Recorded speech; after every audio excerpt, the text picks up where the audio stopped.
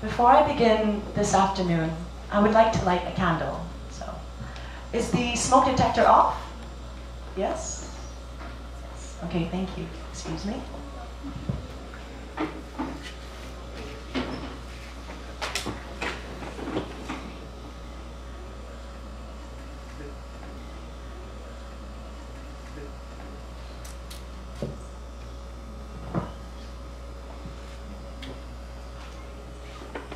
Can anybody here guess, why did I light a candle? There's no right or wrong to this question. I just like to ask, who here would possibly know, why did this young lady light a candle? Birthday? Any other guesses? Celebrate? You're going to do a magic trick. Magic trick? Okay, so these are good assumptions. But now I'd like to ask you, what ignites your flame, your passion? What motivates you to do what you do? What motivates you to learn what you have understood from your lessons in school? What keeps your flame burning when the world and its external factors are going against it? How do you keep your flame lit? So from the experiences that I have faced in my life, sometimes when you're young, it is easy to get distracted. In this world that we have today, there's so many people, there's so many opportunities, and the technology that we have sometimes doesn't help us as much as it's made to help us for. So why am I here and why am I bringing up passion? Why am I talking about fire?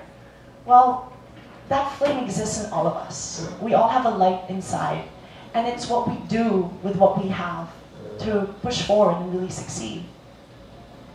We are so lucky that we live in this world and time because we can easily communicate with one another. Sorry, there's like a little spider that kind of just dropped on my nose here. What are the odds? No, but we are lucky to live in this world and time because in history, women's voices were oppressed. Social races and color were never allowed in the same room, but here we are today. Who's from Cebu? Raise your hand. Okay. Who was born in Cebu? Is anyone in this room not from the Philippines? No one? Okay. So, we're all Filipino, good. Woo! Pinoy pride. No, but I'm bringing these points up because I'd like to introduce a little bit of myself to all of you. Clearly I'm half, but unsa akong half? Akong papa, he's Croatian. He's a musician and a philosopher. Akong mama, hili kayo siya mo sayaw. She loves dancing. She's also a beauty queen. They both love music. And when they had me, they actually brought me to concerts while I was in my mom's womb. They loved entertainment and performing and being around other people. Why? Because they love people. They loved entertaining and they liked seeing other people happy. It meant so much to them. And possibly because both of their parents were very inclined with nature. Both my grandparents on both sides, agriculturalists, gardeners. They were all, what set them all, I think, as a family and interlinked together was the passion that they had for all the things that they do. And maybe that's why they all love food. It's because of the flavor that you have when you cook. You can taste it, and lamig kaayo jud na. So both my parents in their careers of entertainment, of course it's risky at times. You have to take that risk. But they taught me that. You have to try something new because you never know unless you try. So at 2.5 years old, they decided to separate. And that's when I moved here to Cebu. And I grew up in Maslog, Danao. It's a little barangay in the Bukid. And all of my neighbors and the people that I grew up there with were farmers and agriculturalists or fishermen. They didn't have a lot. But what strikes me most from the people that I grew up with there is that they were so compassionate. They didn't have a lot, but they shared whatever they had to their fellow neighbor. Even though they couldn't pay at the sari-sari store, it's like, pwede ko mo, like you create a tab kind of thing, and then mo, bayad lang ko, unya, kind of thing.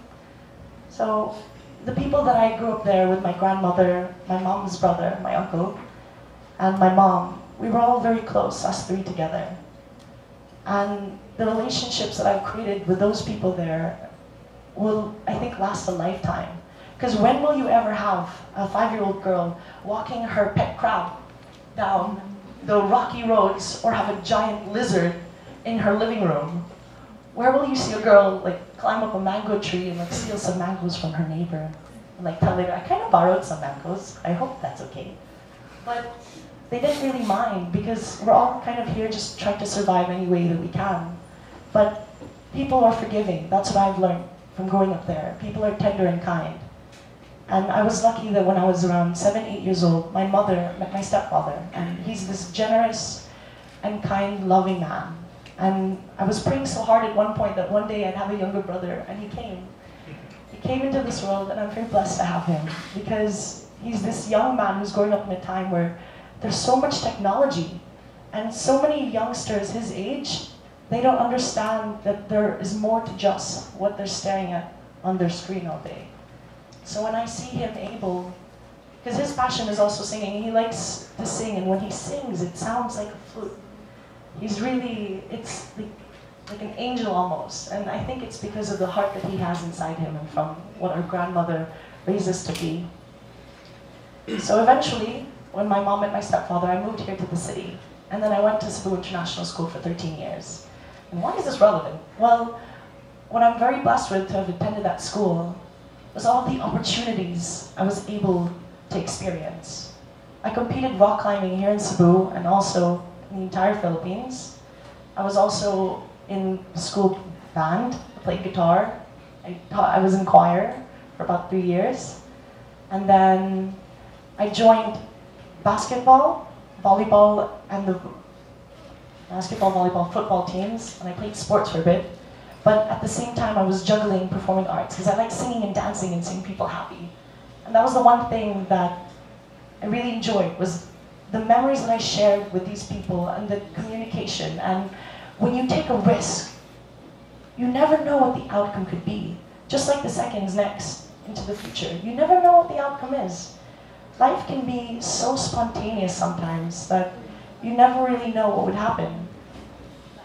Saturday last week, I lost my uncle, whom really, he taught me so much in my lifetime so far. I'm only 19 years old, so my 19 years of existence. He's taught me a lot. And the one thing that he and my mom always emphasized on was courage and kindness. These are 2 traits that are so important that can take you so far in life. Because when you're honest to the person that you communicate with, when you believe in the words that you share with another human being, with the way that you stand to talk, to share your idea, how you communicate yourself, whether it's verbal or non-verbal, it says a lot about who you are. So why did I light that candle? Because hopefully I could help bring your flame to be bigger. Because inside all of you in this room, you can do anything as long as you're who you are. And where you come from really influences that.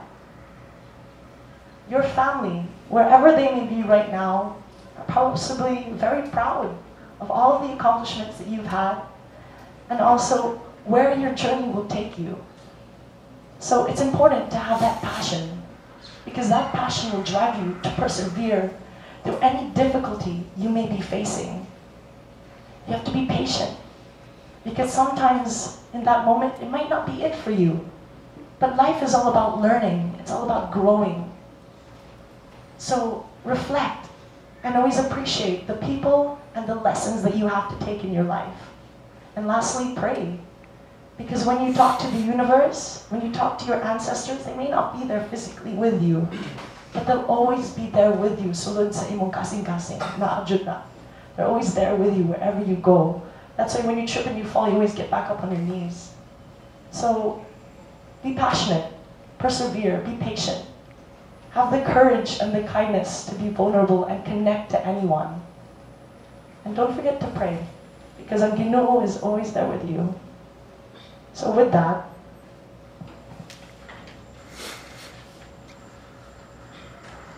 I want you all to go home today And I want you to ask yourselves,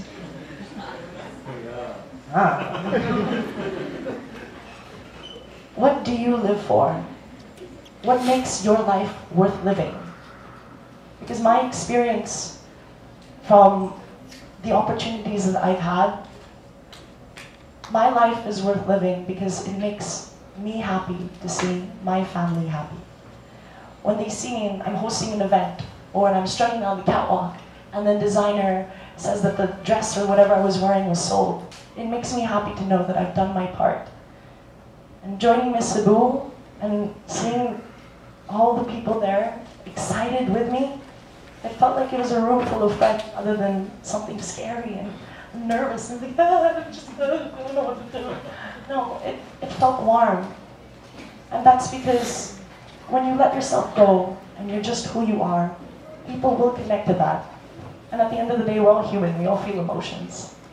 So I'd like you to ask yourselves, what do you live for? And what makes your life worth living? Thank you.